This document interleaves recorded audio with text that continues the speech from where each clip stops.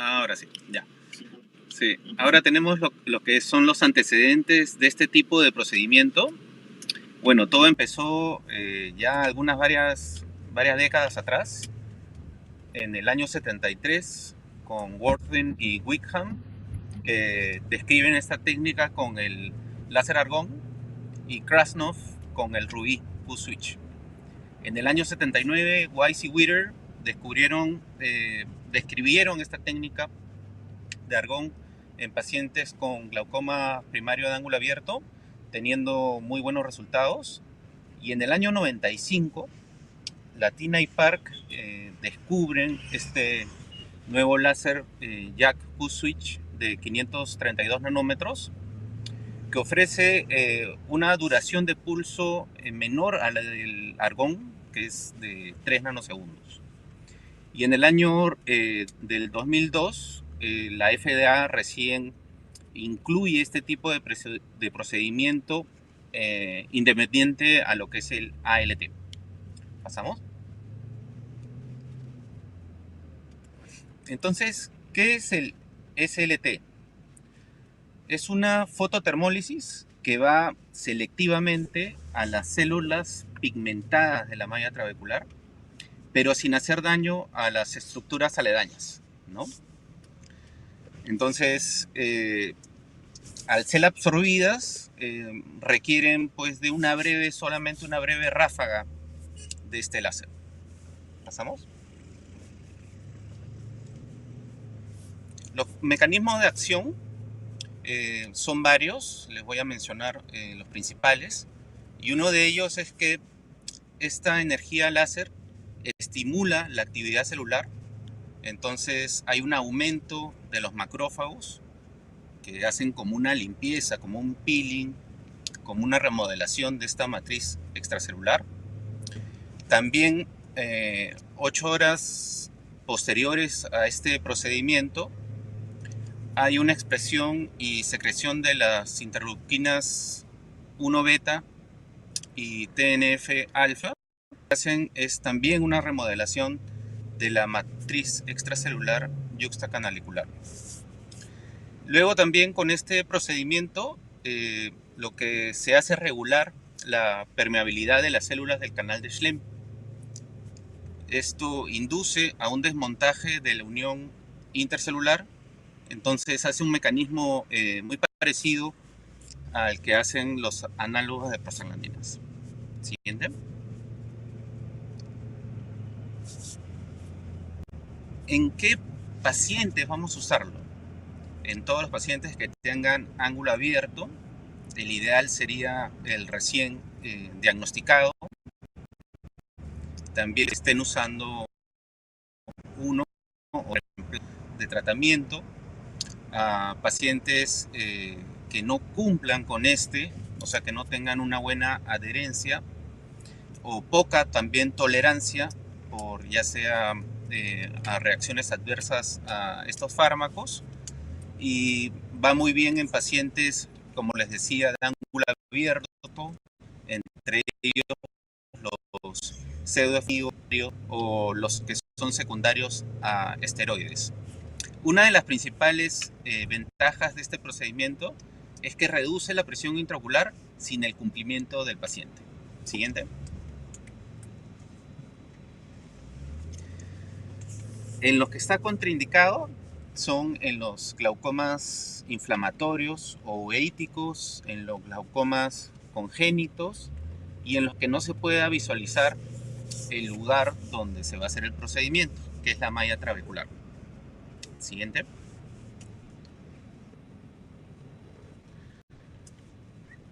Bueno, el que usamos es como les decía, el SLT, ¿no? Y los lentes, ¿no?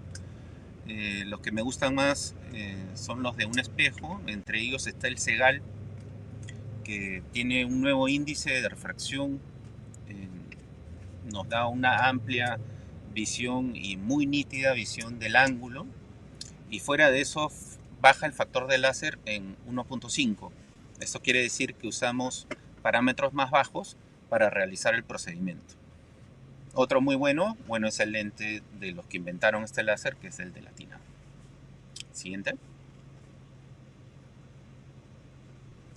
Entonces, acá también tenemos que ver cuántos cuadrantes vamos a tratar, ¿no?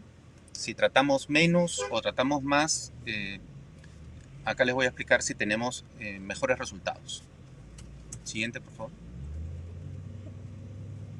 Entonces, hay que recordar que este es un jack láser Q-Switch de 532 nanómetros. La duración es más rápida que la del argón, de 3 nanosegundos. Otra de las cosas que lo hace más amigable, si lo comparamos con el argón, es el spot, ¿no? El spot del argón es de 50 micras, más o menos, y el del SLT es de 400 micras. Y la energía va entre 0.2 a 1.4. Siguiente. Ahí dale un clic más, por favor. Bueno, aquí vemos estas burbujas que son como cavitaciones que se forman a nivel de la malla trabecular. Como les dije, es selectivo porque va directo a las células pigmentadas de la malla trabecular. Y arriba podemos ver el tamaño de los spots. Al lado izquierdo, el spot mucho más pequeño, que es del argón, que al aplicarse pues fuera es muy diferente al SLT, ya que hace daño también a las estructuras aledañas, que se ha visto en cortes histológicos. Y en el SLT, al lado derecho, el spot es mucho más grande, que es de 400 micras, y no hace este daño en las estructuras, por lo cual es mucho más amigable. Y es un láser también que se puede repetir. Siguiente. Entonces, ¿cuántos cuadrantes debemos tratar para tener mejores resultados? Se ha visto que hay mejores resultados si se trata 180 o 360 versus 90, ¿no? Y hay mucha, o sea, hay muy baja más bien significancia estadística entre 180 y 360 grados, ¿no? Yo estoy acostumbrado a realizar de frente 360 grados con ese tipo de lente que les hablé, que es el Segal, y como utilizo parámetros bajos, hay menos complicaciones de inflamación. Siguiente. Claro, acá una notita que entre 180 y 360 no se observa mucha diferencia, pero de todas maneras baja un poquito más con 360. Siguiente. Entonces, como les estaba hablando al principio, en lo que es terapia con este láser como inicio de tratamiento, se dice que baja más o menos un 30%, que es más o menos unos 8 milímetros de mercurio, y el tiempo de duración va entre 30 meses a incluso 5 años. Hay factores también que predisponen el éxito de este láser, ¿no? Si la PIO basal del paciente, por ejemplo, es mucho más alta o es alta, ¿no? La disminución o la reducción de la PIO es mucho mejor. También se ha visto que si en vez de usar gotas nos vamos de frente al láser en pacientes con glaucoma primario de ángulo abierto e hipertensos oculares, también el éxito en lo que es reducción de la presión intraocular es mayor. Otra comparación que se hace, si se realiza este tipo de procedimiento en pacientes pseudofáquicos y fáquicos, es que el éxito es muy parecido entre los dos grupos, pero el éxito se demora un poquito más o es más demorado en los pacientes pseudofáquicos. Siguiente. Entonces, factores predictores, que la PIO basal sea más alta, que el ángulo camerular tenga mayor pigmento. Se ha visto también que esto ocurre en córneas más delgadas y que el éxito, si las presiones son arriba o iguales a 24.5, es de un 95%. Siguiente.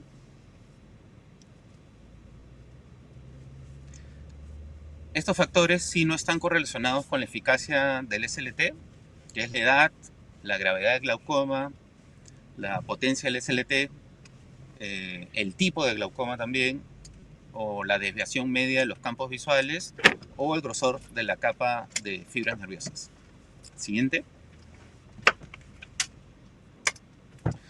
Si comparamos, si comparamos el SLT versus el tratamiento médico, por ejemplo, si lo comparamos con una gota que usamos mucho como terapia de inicio, que es el latanoprost, estos dos reducen bastante la presión intraocular, o sea, el SLT se compara mucho con el latanoprost o incluso si se compara con dos fármacos, pero si hablamos de fluctuaciones, ¿no? El que evita estas fluctuaciones en mayor porcentaje es el latanoprost, ¿no?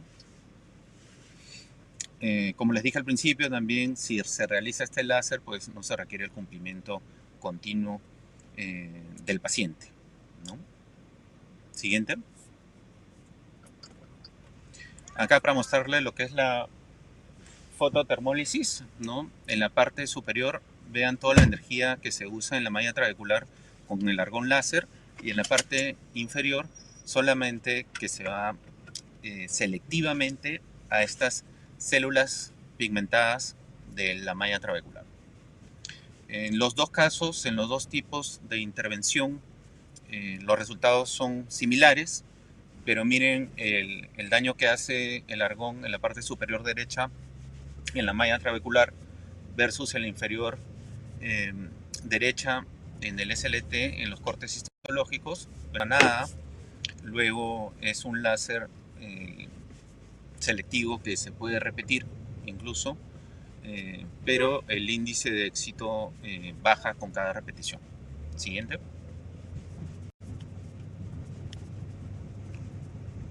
Entonces, la reducción media de este procedimiento va entre 3 a 6 milímetros de mercurio. Vamos a ver los efectos completos entre la cuarta y sexta semana. Siguiente. Esto para mostrarles lo que es la reducción promedio de la presión intraocular a través del tiempo, ¿no? Y se ve que en porcentajes va más o menos a un 23 a 29% a los 4 años. Pero a mi experiencia más o menos dura entre 2 a 3. Siguiente. Este es el efecto reductor, ¿no? Siempre se espera por lo menos una reducción de un 20% de la pío basal. Siguiente.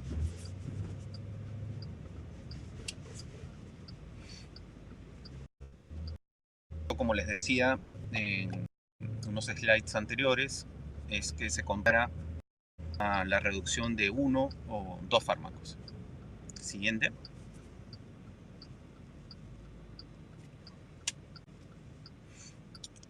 Justo esto hablamos hace poquito también en el slide anterior, entre lo que es el latanoprost versus el SLT. Se ve el SLT en una reducción de un 40%. Una opción. Siguiente.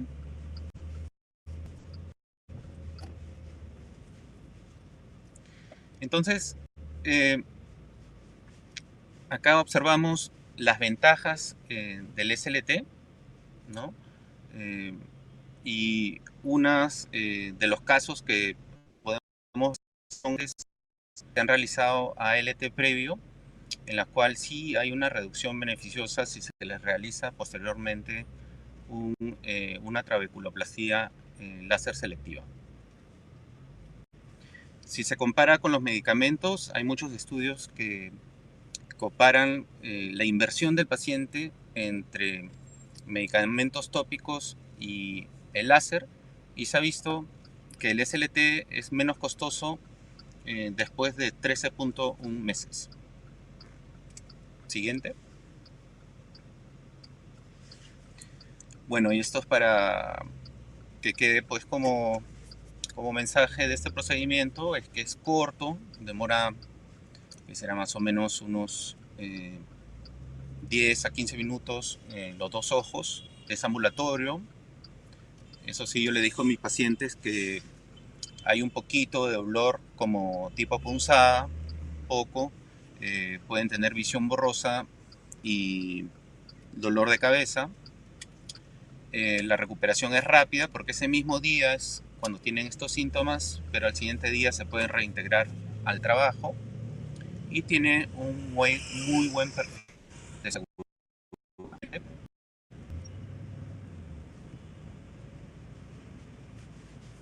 En lo que son complicaciones, hay una inflamación posoperatoria, que es el primer día, sobre todo, de más o menos un 83%. Hay aumento transitorio de la presión intraocular, más o menos arriba de por ejemplo, de un 10 milímetros de mercurio en un 12%, arriba de 5 milímetros de mercurio en un 34%. Esto es menos frecuente si el tratamiento es de menos cuadrantes, ¿no? Pero se ha visto que es menos efectivo. Entonces lo que podemos hacer para evitar lo que son inflamaciones y picos de la presión intraocular es darle al paciente un tratamiento postoperatorio, ¿no? En este caso, a mí me gusta dar lo que es la brimonidina 2 veces al día y dar un antiinflamatorio no esteroideo, los dos por el espacio de unos 10 días, ¿no? En esto, como existe lo que les hablé, que es en los mecanismos de acción, que hay como una especie de peeling a nivel de la malla trabecular, hay una controversia con lo que son los antiinflamatorios no esteroideos, pero se ha visto estudios que comparan grupos que se les trata con antiinflamatorios no esteroideos versus los que no utilizan este medicamento, y se ha visto que no hay diferencia. Siguiente. Bueno, ya hablamos de los picos, de la inflamación, eh, lo que es haze o edema corneal. A mi experiencia no lo he visto, es por eso que el porcentaje es muy bajo, de 0,8%. Y también, felizmente, nunca he visto ifema o edema macular. Siguiente.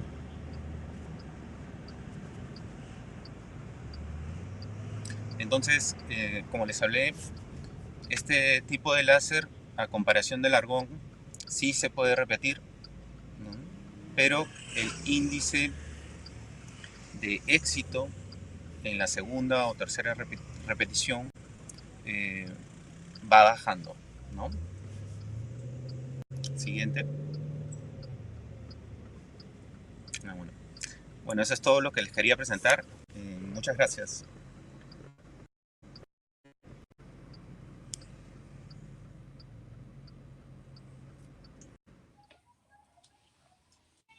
Muchas gracias, Juan Carlos. Realmente sabemos que la trabeculoplastia láser y hoy en día la trabeculoplastia láser selectiva tiene un rol importantísimo para el tratamiento de glaucoma y nos has dado mensajes bastante claros acerca de cómo indicarlo, cuál es el mecanismo de acción y sobre todo para que conozcamos. Pero básicamente creo que lo más importante es que conozcan bien la anatomía del ángulo, porque si no conocemos la gonioscopía y la anatomía del ángulo va a ser muy difícil que podamos. Yo ahora voy a hablarles un poco del futuro. A mí siempre me gusta estar indagando de qué cosas nuevas hay, a pesar de que muchas de ellas a veces no llegan a finalizarse como algo concreto para utilizarlo y otras sí, pero que nuestro mercado latinoamericano es muy difícil de introducir nuevas estrategias. Quiero siempre hablarles un poco del futuro, ¿no? Algo de lo que viene, porque solemos pensar que en glaucoma todo está dicho y todo ya está descrito y no es así. Así que voy a hablarles un poco de las novedades que hay en tratamiento, un poco para cerrar también todo este círculo que hemos tenido de las tres sesiones de lo que es terapia médica, porque obviamente van a venir en las siguientes sesiones otro tipo ya de temas como ángulo cerrado y temas quirúrgicos. ¿No? No sé si pueden compartir mi presentación o la comparto yo, no sé.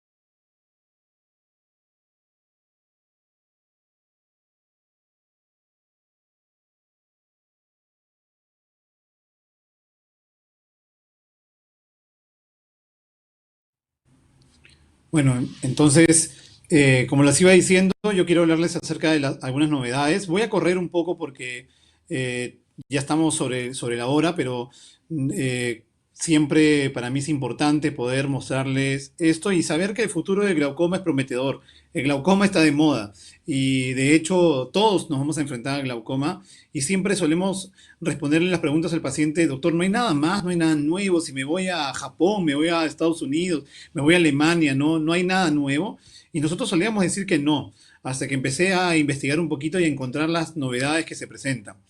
Eh, y es que hasta el año 96, que aparecieron los análogos de prostaglandina, parecía que no había nada nuevo, y en adelante, en realidad lo que se fueron descubriendo fueron combinaciones fijas, nuevas análogos de prostaglandinas, las prostamidas como bimatopros, pero de todas maneras parecía que todo estaba dicho con el cuarteto clásico de análogos, betabloqueantes, alfa 2, agonistas y inhibidores de anhidrasa carbónica. Y de hecho casi todo, como lo vimos en la segunda sesión, los mecanismos de acción más conocidos era o inhibir la producción de humor acuoso o aumentar el flujo por la vía uveoescleral. Y como todos sabemos, el trabéculo es una vía importante para disminuir la presión porque es la vía donde se libera el 80% del humor acuoso, ¿no? Donde hay la mayor resistencia. Entonces, todas las investigaciones hoy en día de nuevos fármacos están un poco mirando hacia el trabéculo. Y de hecho, ningún análogo prostaglandina tenía una acción concreta sobre trabéculo. Quizás el bimatopros era como una prostamida, el único de los análogos de prostaglandinas que tenía algo de acción o que prometía algo de acción sobre lo que era el trabéculo, pero hoy en día estos fármacos se posicionan sobre todo para aumentar el flujo por la vía trabecular, la vía convencional, ¿no? Y así completar un poco el círculo de tratamiento, porque además no solamente aumentan el flujo por la vía trabecular o disminuyen la resistencia, sino también obviamente actúan en otras vías. Uno de estos grupos son los inhibidores de ROC kinasa. Los ROC kinasa están expresadas en las células de la malla trabecular y el canal Schlemm. Y miren cómo cuando se inhibe la ROC kinasa hay un aumento de la densidad de las fibras de actina, sobre todo de la malla trabecular. Miren cómo esta porosidad aumenta, cómo esta vacuolización aumenta. Y esto es lo que permite que al utilizar inhibidores de ROC kinasa se disminuya la resistencia de salida y por tanto aumente el flujo por la vía trabecular. Además que la mayoría de estos inhibidores que hay en el mercado tienen un triple mecanismo de acción. No solamente aumenta el flujo de salida por vía trabecular, sino también están asociados a un inhibidor de transportador de norepinefrina, lo que reduce el flujo sanguíneo del cuerpo ciliar. Es así que se reduce la producción de humor acuoso y también disminuyen la presión venosa episcleral. Pero claro, esta es la menor cantidad de efecto que puede tener estos fármacos. Una cosa interesante es que los inhibidores de ROC kinasa también tienen otras propiedades a nivel ocular, y una de las que más resaltan es esta, que tiene un efecto regenerador de endotelio corneal. Es decir, hay algunas publicaciones que demuestran que utilizando estos inhibidores de ROC kinasa se puede mejorar o regenerar el endotelio, sobre todo en casos muy iniciales donde no hay estas pérdidas severas o esas pérdidas de transparencia, sino son pequeños casos. De hecho, hay una publicación de República Dominicana utilizando uno de estos inhibidores de ROC kinasa, y sería interesante en el futuro poder contar con estos fármacos como para un primer paso en estos casos, ¿no? El ripazudil es uno de estos fármacos. De hecho fue el que utilizó este estudio del grupo de Valle, de doctor Valle de República Dominicana. Y es un fármaco solo disponible en Japón, y de hecho demostró un efecto aditivo cuando se usaba con timolol o con análogos de prostaglandinas, y una reducción hasta el 15% adicional del apellido basal. Lamentablemente, como les digo, solamente ripazudil está en Japón y no lo podemos tener en cuenta. Y quizás del que más van a escuchar en el futuro es del netarsudil, o el llamado Ropresa, que fue aprobado por FDA en el 2017, luego de los estudios llamados Rocket, que demostraron una eficacia no inferior a timolol. Pero lo más quizás eh, quizás prometedor va a ser el uso de la combinación de netazudil con latanopros, ¿no? De hecho, los estudios Mercury demostraron cómo juntando estos dos fármacos había una efectividad mucho mayor y esto quizás sería lo más prometedor que utilizar netazoid solo. Lamentablemente, estos fármacos, si bien no tienen una gran potencia frente a latanoprost o frente a otros análogos prostaglandinas, sí presentan un mayor índice de efectos adversos, sobre todo hiperemia conjuntival. Si ya la hiperemia con los análogos era un problema, los inhibidores de roquinasa tienen este problema y que son la principal razón por la cual pueden, digamos, descontinuarse. Y otro problema es que solo están disponibles por ahora en Estados Unidos y no tienen un ingreso a otros países, por lo tanto no tenemos una efectividad que podamos probar en otras realidades, ¿no? Otro de los fármacos nuevos son los donadores de óxido nítrico. El óxido nítrico se produce a través de, digamos, a partir de la L-arginina, ¿no? Y se ha visto que los pacientes con glaucoma tienen disminuida la producción de óxido nítrico. De hecho, entonces, estos fármacos, al donar óxido nítrico, aumentan el flujo de salida trabecular porque tienen un efecto parecido al que describimos con la roquinasa. Aumentan esta porosidad o acualización de las fibras, sobre todo de la malla trabecular, entonces disminuye la presión intraocular por esta vía. Además que también se ha descubierto que tiene una disminución de la producción del humor acuoso por inhibición de la bomba sodio-potasio ATPasa. Vimos que estas bombas eran, en lo que era la producción de humor acuoso, había también el transporte activo por bomba de sodio ATPasa o por enzima anidasa carbónica. De hecho, esta inhibe la bomba sodio-potasio ATPasa y disminuye la producción de humor acuoso como un efecto aditivo. Además, también se le ha atribuido propiedades de neuroprotección sobre las células ganglionares de la retina. Uno de estos fármacos es el nipredilol, que es un beta bloqueador con un donador de óxido nítrico, pero también solo disponible en Japón y realmente no hay muchos estudios que respalden que tenga un efecto prometedor. Y quizás del que más van a escuchar es que es el Bisulta o el latanoprostón de Burnout, que fue aprobado en 2017, que también es un donador de óxido nítrico asociado a un latanoprost y que tienen el doble efecto, o sea, tanto el efecto como actúan las prostaglandinas, disminuyendo el flujo de salida por la vía ubiescleral y aumentando el flujo trabecular a través del donador de óxido nítrico, ¿no? Luego de todos los estudios que se hicieron, pudieron aprobarlo, pero quizás lo que va a ir en el futuro es que están descubriendo nuevos fármacos. El que más tiene estudios avanzados es el NSX470 de la compañía Nicox, que han escogido un análogo de Vimatoprost. Sabemos que el Humigan, el Vimatoprost, es de los análogos que tienen mayor potencia, ¿no?, que el resto, y por tanto cuando han utilizado esto asociado a un donador de óxido nítrico, han encontrado mayor potencia de lo que hubieran encontrado con el anterior, con el Bisulta.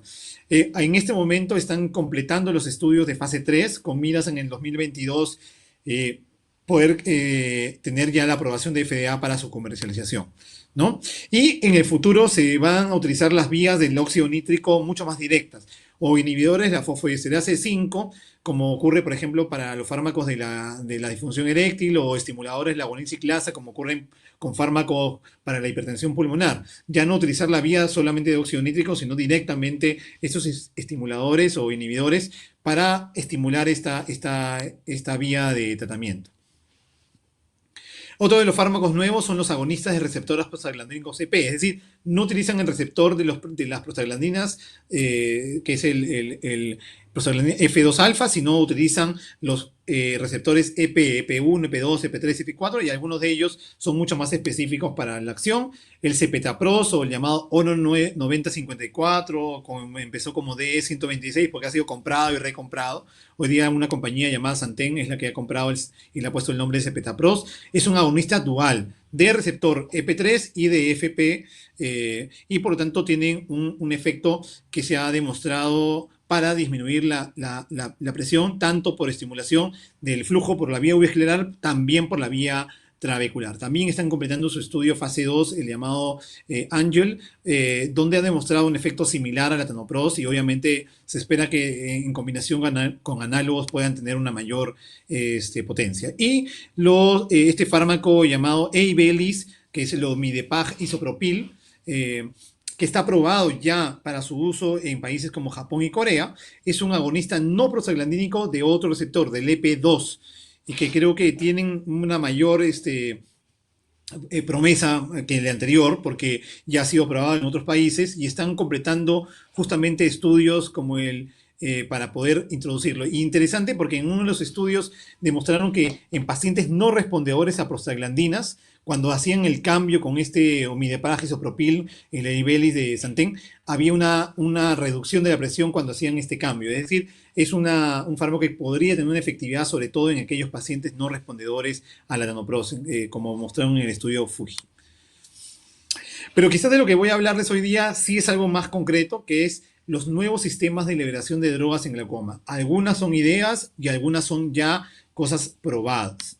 Y es que todos sabemos que tenemos que lidiar con la adherencia. Entonces, el futuro está puesto sobre todo en que, ok, tenemos los fármacos, pero ¿cómo hago para que este fármaco llegue al ojo del paciente sin tener que depender de la adherencia del tratamiento? Sin tener que depender de que el paciente se acuerde, sin tener que hacer que el paciente sufra con el frasco típico donde va a tener que echarse y quizás chorrea gotas o no es tan efectivo para ponérselos. Entonces, todo esto es algo que cada compañía está ideando y cada día salen más cosas. Cada vez que hago esta presentación tengo que modificarla porque cada vez van descubriendo nuevas cosas que están en el mercado y que van a ir poniendo seguramente en el futuro en nuestras manos. Una de las que me pareció muy interesante es esta compañía Innovia, que ha ideado un dispensador de microdosis que se llama el OptiJet, que ya no es el frasco, sino el clásico frasco, sino es un dispensador que lo que va a hacer es enviar microgotas, pero con un sistema como de inyección, es decir, como dibujando la córnea. Fíjense cómo sale y que caen microgotas, pero la forma como sale van a estar cargadas de manera electrostática para que se sujeten sobre la córnea rápidamente. ¿Y qué es lo que tiene de ventaja? Es que voy a utilizar mucho menos concentración de gotas para lograr el mismo efecto. Creo que es muy prometedor. De hecho, tienen un estudio que el único, digamos, que encontré es que demostraron que en un estudio con un grupo de pacientes hicieron un día y 2 días nada más de tratamiento y lograron disminuir la presión con una dosis que es muchísimo más baja. Es decir, utilizaron 0,4 microgramos de dosis diaria de un latanoprost frente a lo que había en un fármaco convencional. Esto es una dosis muy bajita, lograron el mismo efecto hipotensor. Obviamente están reclutando para pasar a fases mucho más avanzadas de investigación, pero me parece que es bastante interesante porque de hecho ya tienen otros fármacos que están con estudios más avanzados.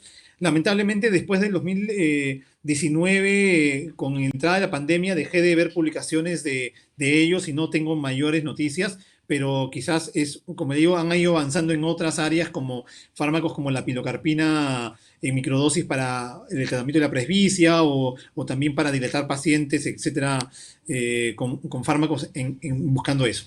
Otra de las cosas que tienen que ver con liberación prolongada es este anillo de bimatoprost, de hecho que lo compró hace algunos años Allergan. Es un anillo que se pone en el fondo de saco, de hecho no es tan difícil de poner, pero lamentablemente cuando fueron presentando sus estudios, tanto el estudio inicial como el estudio prolongado, no lograron demostrar una efectividad superior al timolol.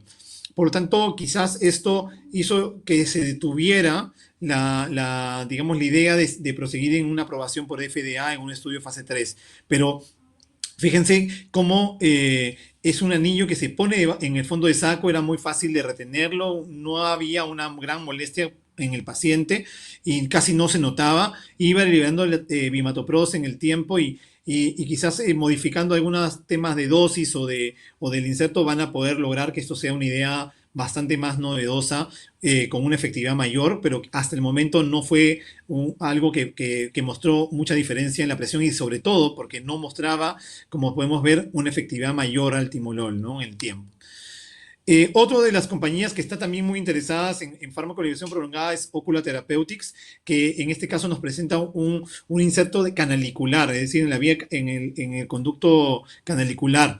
De hecho, ellos ya tienen un fármaco probado que creo que es el Strenza para lo que es liberación de un esteroide.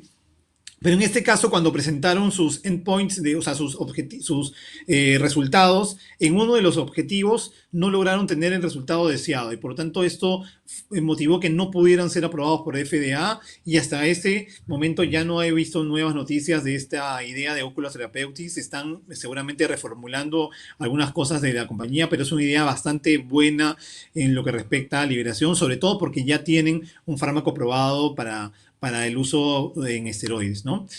Eso es otra de las ideas nuevas que hay. Es una compañía Visual Science que tiene este EBS-101 y me pareció muy interesante. Recién están en estudios preclínicos en ratas, pero lo que tienen, la idea de ellos es tener un inserto parecido al inyector de un lente intraocular, que se conecta a una especie de punta para entrar en el espacio subconjuntival solo bajo anestesia local y inyectar un dispositivo de liberación prolongada en el espacio subconjuntival.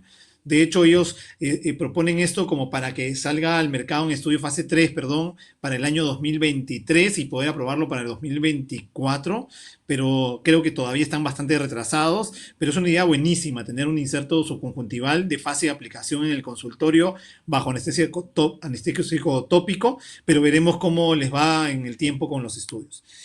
Creo que lo más prometedor y lo que ya es concreto es esto, los dispositivos de liberación intracamerulares, y es que la compañía Allergan ya tenía aprobado los Urdex para lo que es tratamiento en el canal vítreo.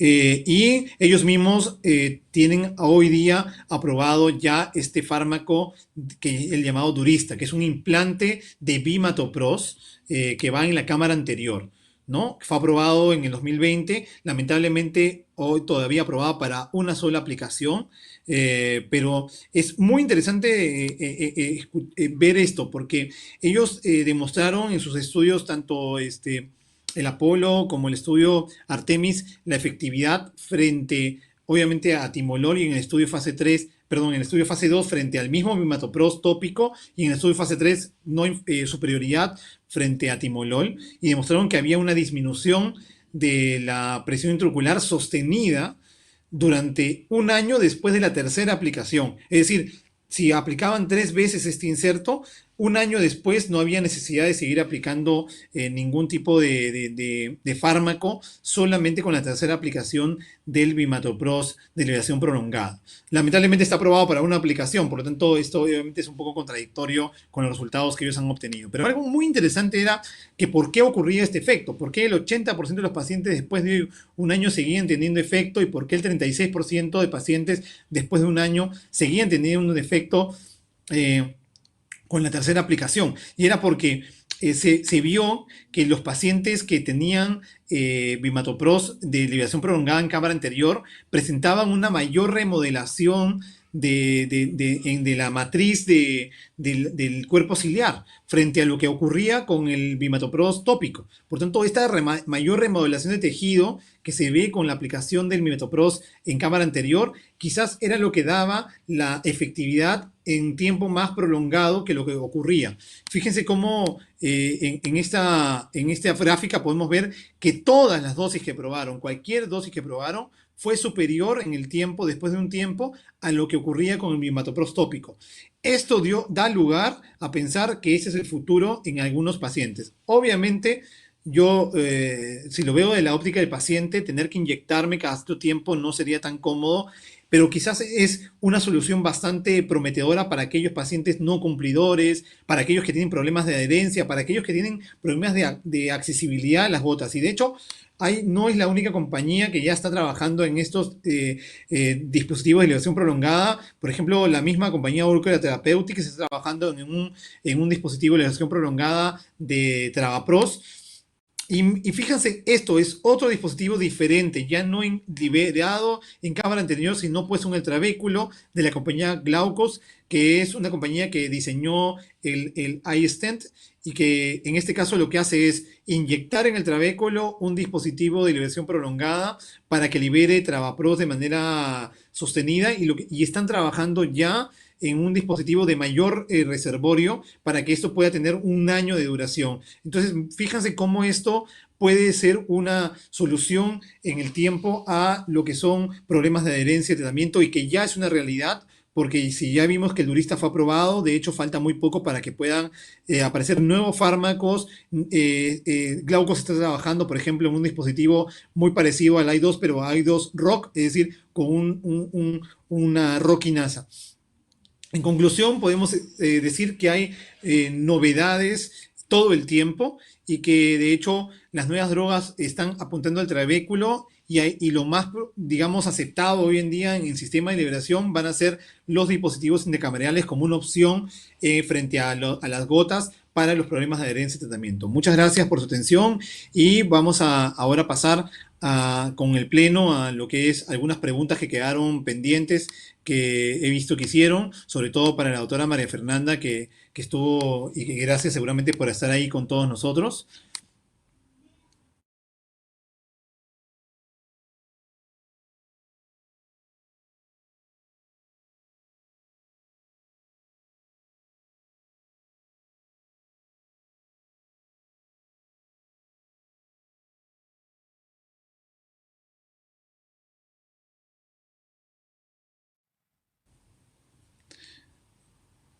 María Fernanda, muchísimas gracias nuevamente por quedarte hasta esta hora. Quiero compartir contigo algunas preguntas que estuvieron en el chat y que seguramente las has leído. Quiero trasladarte una pregunta que me parece interesante. ¿Qué tanta importancia tiene hoy en día en tu práctica el hecho de utilizar los campos visuales especializados, llámese un flicker, un azul amarillo, un FDT, no sé, pulsar? Estos campos visuales, ¿crees que todavía tienen un lugar en nuestro mercado? ¿Crees que hoy en día el usar campos de 10 grados es una tendencia más aceptada? ¿Te gusta el nuevo sistema que maneja Humphrey, sobre todo que ahora le pone más incidencia en los puntos medios, en la estrategia cita faster? A mí me gusta mucho más por eso, por ejemplo, Octopus, que manejaba puntos más cercanos centrales. Hoy en día Humphrey se dio cuenta de esto y lo modificó. Son varias preguntas, pero te dejo para que puedas explayarte Sí, en esta sí. pregunta que es muy interesante. Bueno, no, muchas gracias. Pues fíjate que todo esto que se hablaba tanto y comprábamos el FDT, Matrix, campo visual azul amarillo, la verdad es que lo que nos ha mostrado la evidencia y lo que muestran los consensos, incluso hoy en día, es que para el seguimiento de la progresión del glaucoma no son las tecnologías ideales porque tienen mucho factor de error. Ejemplo, un azul amarillo en un paciente con opacidades del cristalino es un examen muy difícil de hacer. Estos pacientes mayores son complicados. Ahora, si me dices un hipertenso ocular joven que no tiene esclerosis del cristalino y que va bien, bueno, podría ser como, porque sin duda tiene un racional de por qué es un examen que puede detectar defectos más tempranamente que un blanco sobre blanco que ilumina de forma difusa las células ganglionares de la retina y evidentemente se necesita que haya una pérdida mayor para por eso poder tener defectos. Pero la verdad es que para el seguimiento del glaucoma estas otras tecnologías no son la conducta ideal. Octopus o Humphrey son realmente las tecnologías de campimetría no solamente más estandarizadas, sino con una mejor y robusta evidencia de sus ventajas en el diagnóstico y el seguimiento de nuestros pacientes. Ahora, el 10-2 me parece que sí es muy útil. Es muy útil, sin duda, en los glaucomas avanzados, estos glaucomas que ya tienen islas de visión, nos va muy bien evaluar la función visual central, pero también hablando de evidencia científica, que es lo que nos basamos, medicina basada en la evidencia, digamos que como decíamos ahorita, hay que racionalizar los recursos. Entonces no quiere decir que todos los pacientes con glaucomas tempranos tengan que tener 10-2 y 24-2. Va de la mano un poco de lo que vemos en el OCT y de cómo está la capa ganglionar, pero sí hay mucha evidencia que nos muestra cómo en etapas tempranas de glaucoma puede haber compromiso de la zona central que no sea detectable funcionalmente hablando con un 24-2. Entonces en esos pacientes es útil.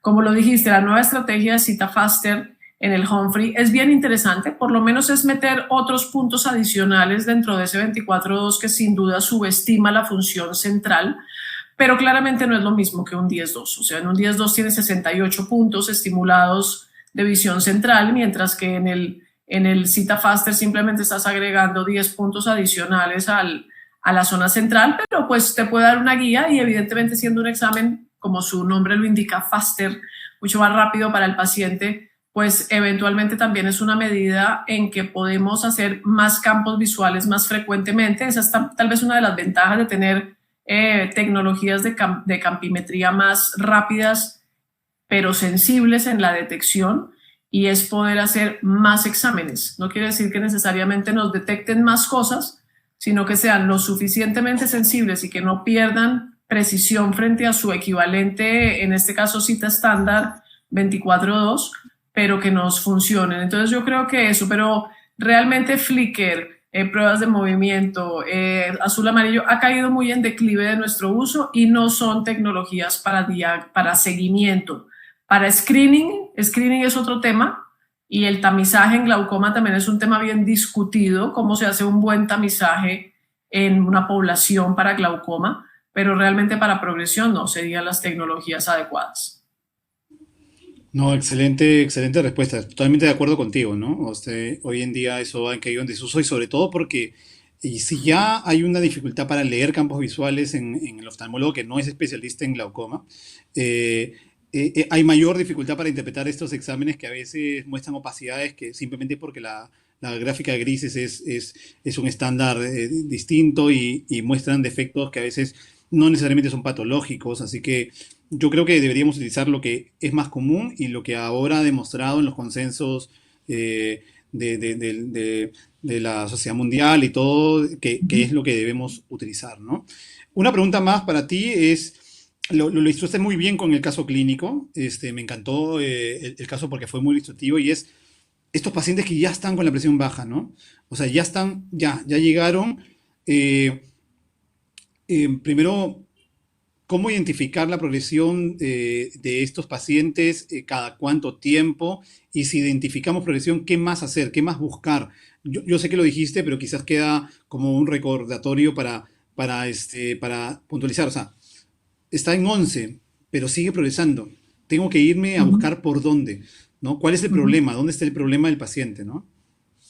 Sí, esos pacientes son bien difíciles. O sea, lo primero que tienes que hacer es claramente descartar que tu paciente no tenga realmente picos de presión, que puede ser algo que en la consulta claramente no detectemos. Entonces allí es donde, si tuviéramos otras tecnologías como las que están aprobadas por la FDA hoy en día en Estados Unidos, poner, por ejemplo, el lente sensor de presión intraocular, de perfil de presión intraocular en 24 horas, pero claramente nosotros tenemos es que agarrarnos de lo que hay. Y lo que hay es poder hacer una prueba de sobrecarga hídrica, por ejemplo, en estos pacientes, hacer curvas diurnas de presión, pero muchas veces no encontramos de todas maneras picos. Entonces, si estamos certeros de que el paciente tiene una presión baja y sin fluctuaciones importantes, y a pesar de eso está empeorando, están todos estos factores tan desconocidos dentro de nuestra patología del glaucoma, como son los fenómenos vasoespásticos vasculares, ayudarnos el holter de tensión arterial, evaluar la posibilidad de que el paciente tenga, por ejemplo, apnea del sueño. Así que interconsultar con nuestros colegas internistas, cardiólogos, etcétera, es bien útil para poder por lo menos salir de dudas de que haya algo más que hacer. Nos podemos encontrar sorpresivamente con hipotensiones arteriales nocturnas, que puede ser algo que conversemos con el cardiólogo, que le organicen al paciente tener una mejor respuesta en esto y que eso no sea lo que esté generando un deterioro en el nervio óptico. Pero claramente, si esto es glaucoma exclusivamente, pues el problema está en lograr presiones en un solo dígito, porque sin duda es un reto. Se nos convierte principalmente, tal vez la técnica más que nos lleva a eso, pues podrá ser una trabeculectomía, a algunos les gustará la PNP, pero claramente la trabeculectomía es la que mejor nos lleva a presiones en un solo dígito sin llegar a la hipotonía. Todo esto es un balance, pero esa es probablemente la dificultad, definir una necesidad de cirugía en un paciente con una presión normal. Con los amigos cardiólogos o internistas también, por ejemplo, el uso de vasodilatadores muchas veces. Yo personalmente sin la asesoría de un internista no me gusta, ni mucho menos formular este tipo de medicamentos, porque tienes que conocer obviamente bien toda la parte sistémica de tu paciente y no llegar a, por favor, no hacer daño, es lo más importante. Entonces, pero eventualmente puede ser una opción siempre y cuando haya una buena evaluación de esa parte sistémica. Pero si no, muchas veces nos toca operar pacientes en quienes necesitamos un valor de presión más bajo, porque si no, finalmente, pues ese paciente va a ir empeorando progresivamente, y creo que la trabeculectomía es la manera de hacerlo cuando ya hablamos de cirugía como tal. No, totalmente acertada la respuesta. Juanca, una pregunta para ti antes de entrar a nuestro taller. ¿Cómo manejas el perioperato, digamos, el momento previo al láser? ¿Utilizas, hay una práctica y también un poco hay una opinión de María Fernanda, hay algunos que utilizan brimonidina previo para evitar los picos, algunos utilizan esteroides posteriores, algunos utilizan, digamos, algún antiinflamatorio no esteroideo, otros no utilizan nada. ¿Cuál es tu recomendación con respecto a la preparación del paciente? Algunos lo preparan con pilocarpina. ¿Tienes alguna recomendación? Sí, claro. Digamos, diverso. Sí, y ahí les cuento una experiencia, ¿no? Bueno, con la pilocarpina siempre la utilizo 3 veces o sea, cada 15 minutos, y nunca utilizo esteroides, ¿no? Porque en un paciente me respondió al esteroide, ¿no? ¿Y quiénes son los más respondedores? Los pacientes con glaucoma, ¿no? Entonces, a una paciente se lo di, ¿no? Porque al principio lo hacía y al otro día me vino con presiones muy altas, ¿no? Entonces, desde ahí utilizo antiinflamatorios no esteroideos, ¿no? Pero de ahí, justo en la charla que dicté, les decía que hay una controversia acerca de eso, ¿no? Que hay de cirujanos pues, que no los utilizan porque hay una controversia con respecto a la limpieza que se hace a nivel de la malla trabecular, ¿no? Que esto como que lo retrasa o pierde el efecto. Pero se ha visto en estudios que comparan dos grupos, unos que lo utilizan y otros que no, en donde no hay ninguna diferencia significativa. Yo normalmente utilizo pilocarpina previo y luego, posterior al láser, brimonidina 2 veces al día y un antiinflamatorio no esteroideo cada 8 horas, los dos por el espacio de unos 10 días, y cito al paciente en unos 20 días para ver cómo está. Si está usando análogos, ¿suspendes? Porque fue algo que le Sí, escuché a María Fernanda. Sí, suspendes. sí, lo suspendo, sí. ¿Tú, María Fernanda, tienes algo distinto de lo que hace Juan Carlos? No, digamos que muy similar. Lo que iba a contar era que realmente yo tiempo atrás, después de la trabeculoplastia, no les dejaba nada, ningún medicamento post. Obviamente explicando, se te va a poner el ojo un poco rojo, vas a tener eventualmente cierto grado de sensibilidad, que más o menos en las primeras 24 a 48 horas en la gran mayoría de las personas mejora, porque había también como estas son creencias o anécdotas no comprobadas, como es no medicina basada en la evidencia, de pensar que sin poner nada el láser iba a funcionar mejor, y de pronto uno no estaba interfiriendo con la acción del láser, generando una antiinflamación en el sistema que se estaba tratando. Después, cuando ya salió recientemente, porque esto tampoco es de mucho tiempo atrás, el estudio donde se comparaba el uso de no esteroideos versus esteroideos en el postoperatorio, y se veía que unos pocos días de poner algo antiinflamatorio generaba más bien una posibilidad de una mejor eficacia del procedimiento de láser. Pues la verdad que he cambiado, y a la mayoría de los pacientes diría yo que sí les formulo un no esteroideo, un AINE, pero realmente yo no lo pongo más de 3 a 4 días. Es un tiempo muy corto y depende mucho de la sintomatología del paciente, básicamente, pero digamos que en un promedio de 3 días aproximadamente lo uso, pero más por referencia de las nuevas evidencias de que generar esa antiinflamación puede ayudar a mejorar la eficacia del procedimiento.